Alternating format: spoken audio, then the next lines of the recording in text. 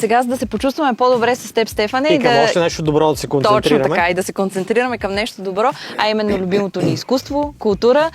Сега наш виртуален гост ще бъде Мира Бъчварова, която всъщност ще ни разкаже какво предстои при нея и ще ни покаже някои много интересни неща. Мира, здравей!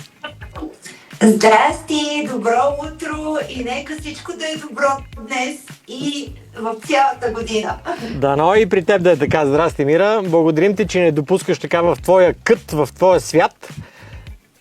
Много... И аз благодаря, че сте мои гости и се надявам на 30 този месец от 19 часа да присъствате на моята изложба и на откриването й. Супер. Къде ще бъде изложбата? Тя е на много интересно място.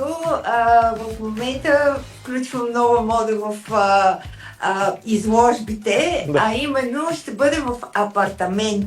Както виждате, този апартамент е направен абсолютно професионално, с чиги за картини, но в същия момент е едно много интересно място за изяви, така че ще бъде в моето арт-студио Мира Бъчварова Арт.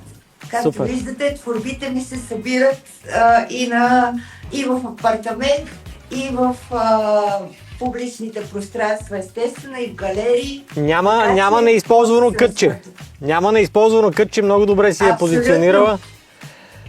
Прав ли съм, Мира, че едно такова представяне на изкуството ти в апартамент в случая, това вероятно ще стартираш нов тренд в този сектор, всъщност създава една по-интимна, по-уютна обстановка, отколкото, да кажем, в голяма галерия, понякога неуютна? Да, аз съм известна с партитата, които правя, така че в случая ще бъде с изобразително изкуство, защото обикновено е с мода. Ето, тук виждате щендера, който е в момента само един, но по принцип имах над 300 костюма, които естествено отидаха при собственици. Да. И наистина елитарното изкуство е хубаво да се показва на нестандартни места. Затова съм започнала една серия от много интересни визии на интериор, в които се включва моето изкуство.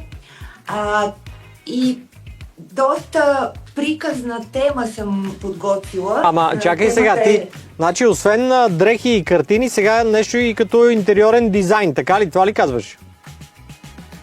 Не, казвам, че по принцип в едни нестандартни кътчета на София или в България може да се открият изключителни интериорни дизайни, които могат да колаборират с моите картини в перфектна хармония.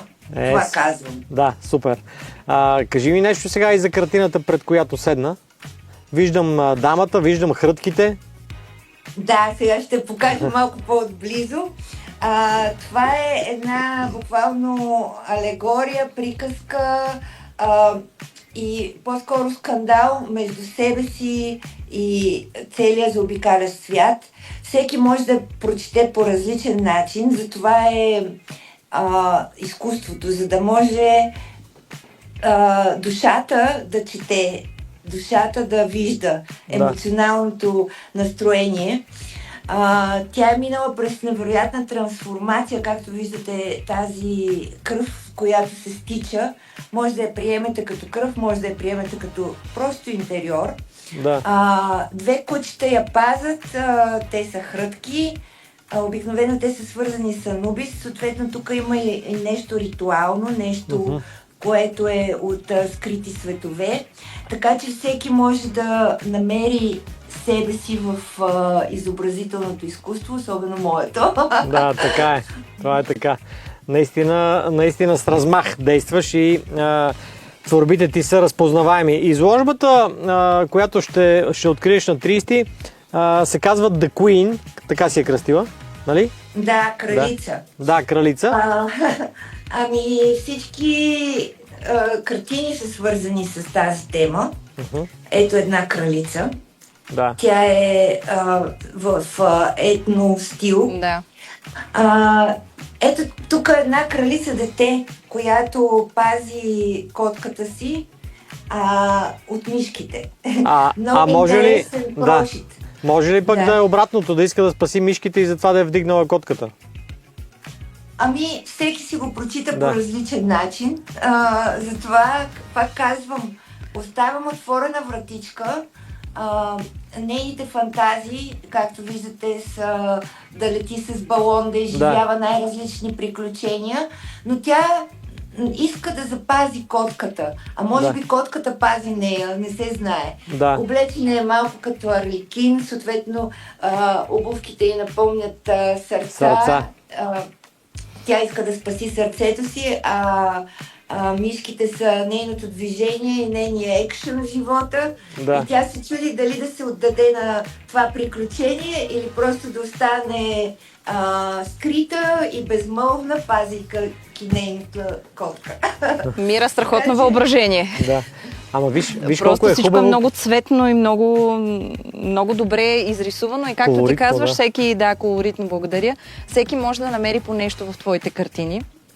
Но сега на изложбата ще видим само кралици, така ли? Не, само кралици. Ето, както виждате, пантерите, тук, Да. само да насоча камерата правилно, пантерите има една борба между тях и не се знае дали искат да се бият, дали искат да се любят, дали са Да. приятели. Точно този дисбаланс, който създавам, в един момент се пречупва в хармония. Тоест, ето сега едната пантера е седнала, тя е спокойна, другата изведнъж нахлува в нейната територия. Дали в един момент не сме това самите ние? Тоест в един човек да са събрани всичките тези скандали, ако мога така да се израза. Едната част от нас седи спокойна и си казва: Боже, колко би било хубаво да си седа на някой курорт и просто да релаксирам, а другата част от нас казва: искам екшън, искам да се боря в този живот, искам да печеля, искам битки. Обиколки, действие, да. А в теб така ли е, Мира? Аз съм сигурен, че е, но просто ти как го анализираш? Аз изразявам себе си и моята душа. Ако някой се препознае в моята вътрешност, съответно си купува картина. Да. Това е суровата истина за художниците. Винаги рисуват себе си, винаги аз вадя от себе си, от вътрешността си. Както виждате, изложбата ще бъде много шарена и много разновидна като стилове. Аз съм рисувала единствено и само в един период и съм ги рисувала заедно всичките картини. Една след друга. Да, това наистина... Не една след друга, заедно. Паралелно. Те са наредени в кръг и аз рисувам то едната, то другата.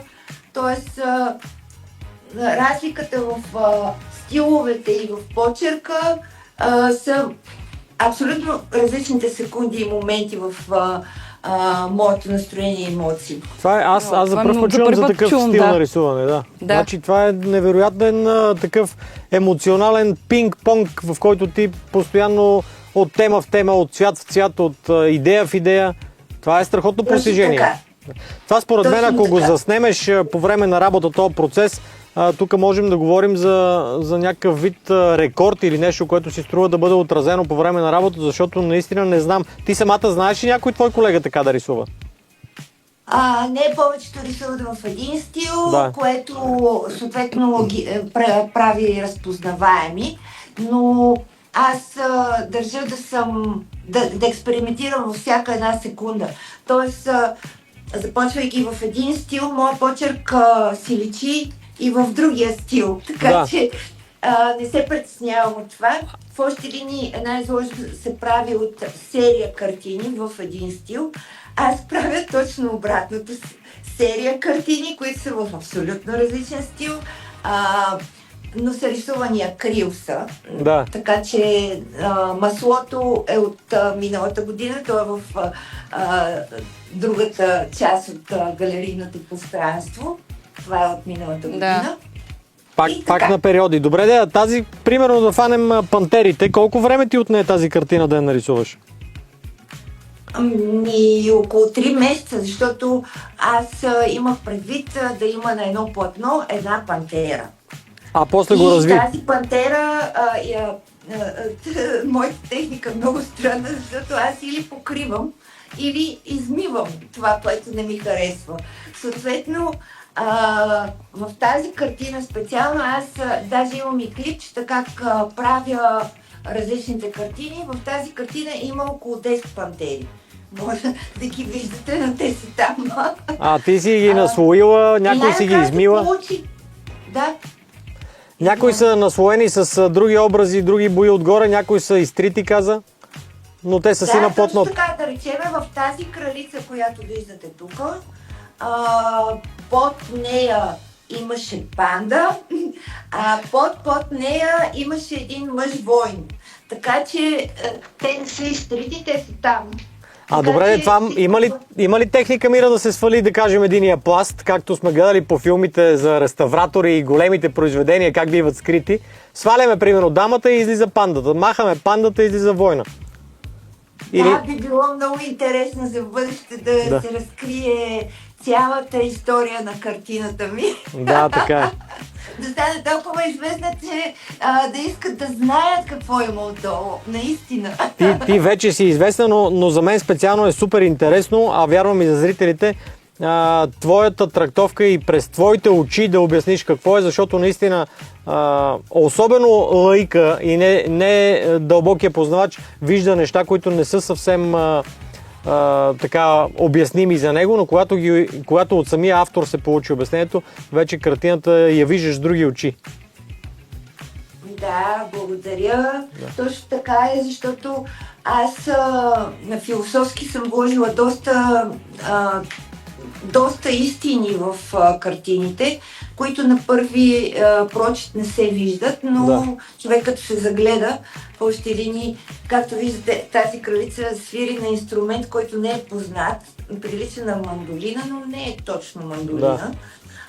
Той е отново един от моите магични образи, които аз самата си измислям.